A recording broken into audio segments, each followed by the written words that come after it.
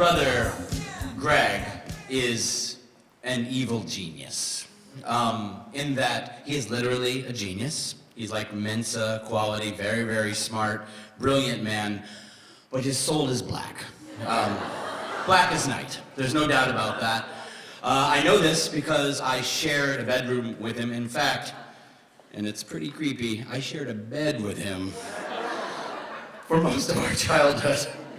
And I was very close to the devil. I mean, I was right there next to him the whole time. And he was, again, so smart, but just all of it pitched in this really awful, terrible way. And the worst part of it is, I was his lackey. Like, he could get me to do anything he wanted. It was a game for him, you know?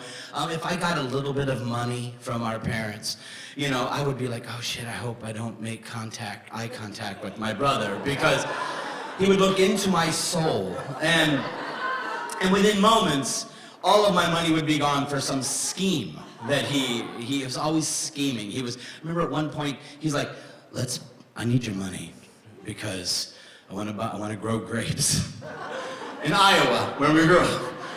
I want to grow grapes, and then we're going to make wine out of those grapes. And Mom and Dad won't even know. And I'm like, all right, that sounds reasonable. Yeah. Here's all of my money, you know. So also, the other thing to remember about this that's important is that, you know, also, you know, Greg is, though he was evil and a genius, he was learning disabled. You know, he was dyslexic. He couldn't, you know, he really couldn't read literally for a long time, though he was sort of brilliant. And then finally he got a lot of help, and he learned to do that, but he was a terrible student. And an angry, punchy kind of a student. Like, you know, when someone crossed him, he got real physical. And, you know, when someone crossed me, I was like, okay, well, you'll be sorry at some point in your life, because I don't know when that'll be, but believe me, it's coming, and I'm gonna go to my room and read these mystery books I got from Weekly Reader.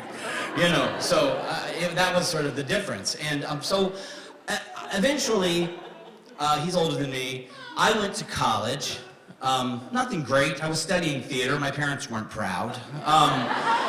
But he didn't go to college. Instead, my brother, who had been in trouble with the law since the day he was born, like the Duke boys, he had been in trouble so long, he said, I want to be a policeman. So he went to the police academy, and he became a policeman, and went off to college, and sadly, he fucked that up, not surprisingly, and so he was fired from his first 2 police jobs within like 2 years, but he still had this hard-on to be a cop, which I think all criminals do.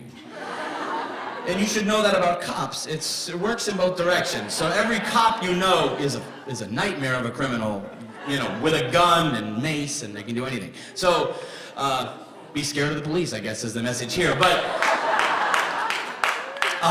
so he was out of a job, and so he had an interview for one last place that would interview him, and I'll never forget this day because it's so clear to me. I came out of one of my classes at college, and I walked out sort of where the parking lot was, and there was my brother parked diagonal across 2 parking spaces with the music a-blaring. And he had a cherry red sort of huge assholes pickup truck, and he was just standing there waiting for me.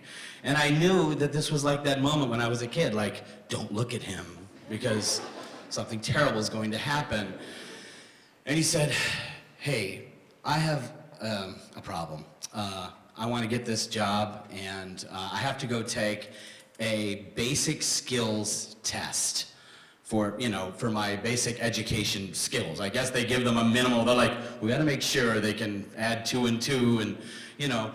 And he goes, I can't do it. I'm scared. You know, I'm scared to take the test. I'll fuck it up, and I want to have this job. And he said, here's my idea. You're 19, and you need a fake ID, right? He was right. I needed that. And he said, here's what we'll do. I'll give you my birth certificate, okay, and my social security card.